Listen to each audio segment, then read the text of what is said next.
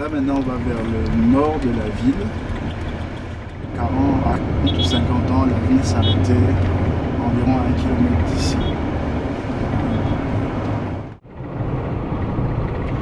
De toutes les façons, par principe, à Yaoundé, les habitations s'alignent le long des chaussées. Et à mesure qu'on s'éloigne de la rue principale, on a un niveau de construction, une qualité de construction qui va en diminuant. Et d'ailleurs, après la ligne principale, on descend en fait vers le bas-fond, ce qu'on appelle les lobbies. Donc on a ce phénomène ici à gauche par exemple, et si on pouvait regarder aussi sur la droite en contrebas.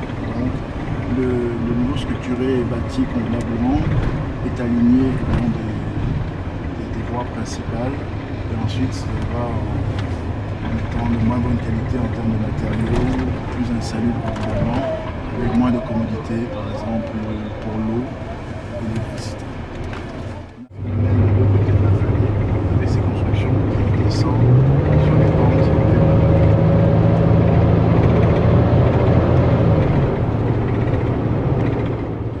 Donc là maintenant on arrive dans le secteur des Sosses, qui est une partie de la ville qui a été conquise, on va dire ainsi, parce que c'est vraiment le terme à mon sens qui convient. Au début des années 70, c'est un front urbain loti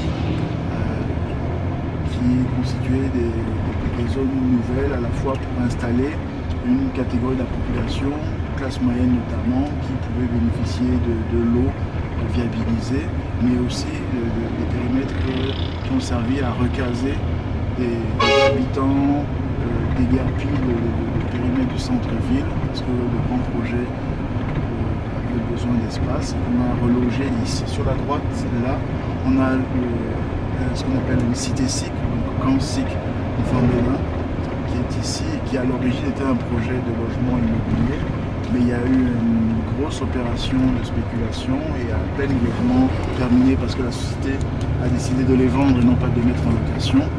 Tous ceux qui avaient de l'argent ont rapidement acheté beaucoup d'appartements pour les louer maintenant, mais à des tarifs, à des montants qui ne correspondent pas aux revenus ordinaires moyens.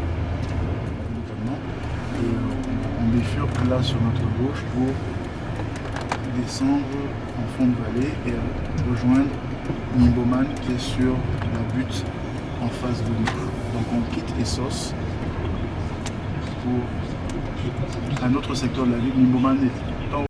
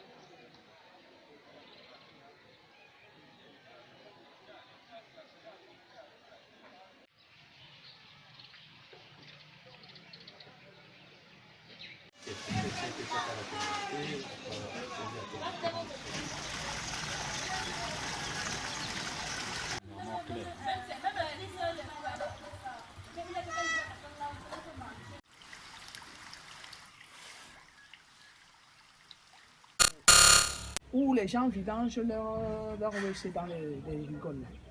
Ça nous a tellement, on a essayé de faire tout. J'ai même amené le service d'hygiène, ça n'a pas marché. Parce qu'en versant, on ne sait pas. Parce que de temps en temps, dans un niveau, tu vas voir les enfants dans l'eau. Et qu'est-ce que ça mène après? C'est des microbes. Le problème majeur que moi je connais, les moustiques et les odeurs. Ça, c'est le problème, surtout comme la sécheresse, c'est déjà là, les moustiques là. C'est pour ça que ces enfants-là doivent avoir les paludismes à tout moment. Les typhoïdes aussi. Les petits-enfants, les grandes personnes. Paludisme, typhoïde.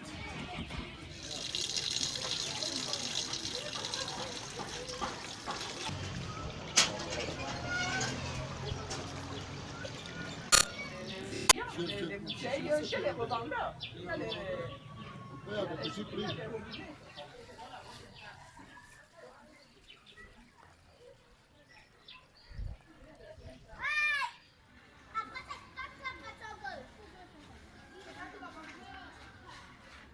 Parfois, quand il pleut, les gens vident les poubelles dans les récoltes. Nous qui sommes ici en bas, ça descend, ça vient nous retrouver.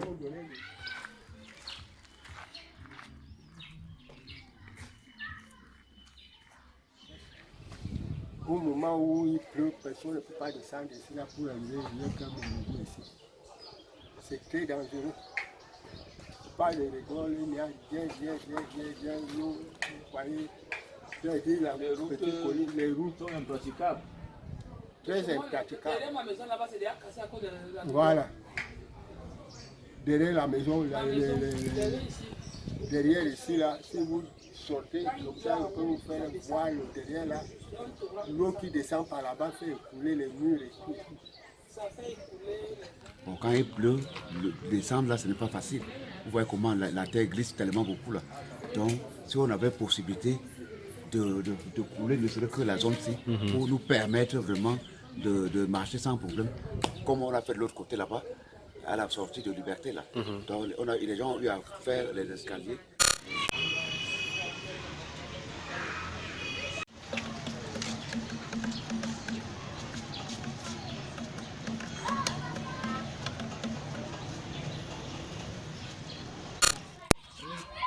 Peut-être les petites bonnes fontaines dans le bas-fond. En mettant peut-être un en haut, un ici et un là-bas, ça va mieux les arranger. Parce que les enfants rentrent de l'école, ils sont fatigués, il faut aller jusqu'en haut là, puiser un seau de 25 francs ou de 100 francs pour boire peut-être 2 jours pour recommencer. Donc ils sont obligés de faire des sources.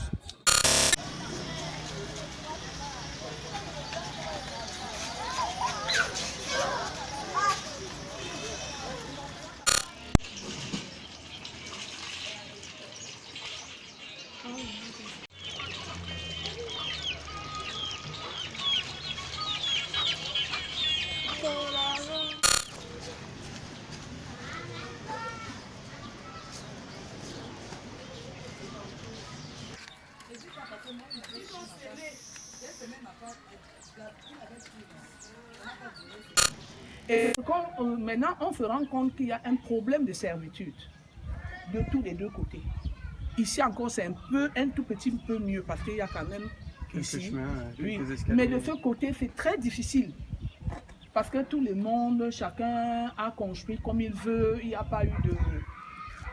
c'est ça, il n'y a pas eu de travail à fond pour que les gens comprennent qu'avant de construire, il faut peut-être laisser...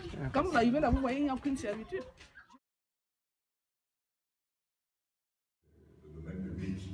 À respecter de part et d'autre de mon boulot. Mais malheureusement, les gens ont occupé ce niveau de... Et là, c'est pour nous facile lorsqu'il y a un projet de l'aide, ça qui est assez les demandes. Donc ça veut dire que tout le long ici, on peut envisager un recul de part et d'autre. Toute cette zone-ci peut être déclarée d'utilité publique.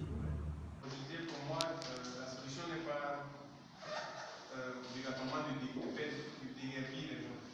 Parce que si on doit déguerpir ces personnes, il faudrait qu'on sache où on va recaser ces personnes-là. Et connaissant notre pays, c'est une question à... Ça engendre notre problème, c'est tout un autre problème. Du coup, pour moi, l'idée serait d'essayer de résoudre le problème en lui-même.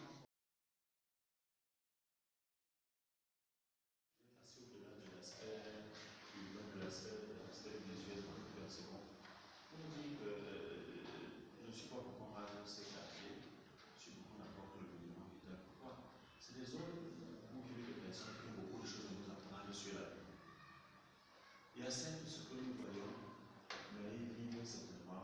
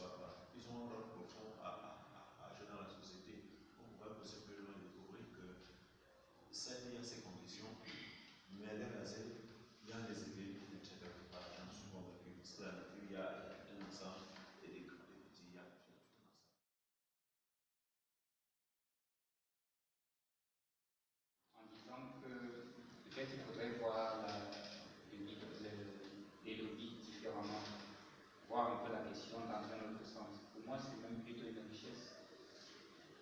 Parce que les lobbies, c'est le seul endroit où ces populations qui sont parties de la campagne ont la possibilité de vivre la campagne bien étant en ville.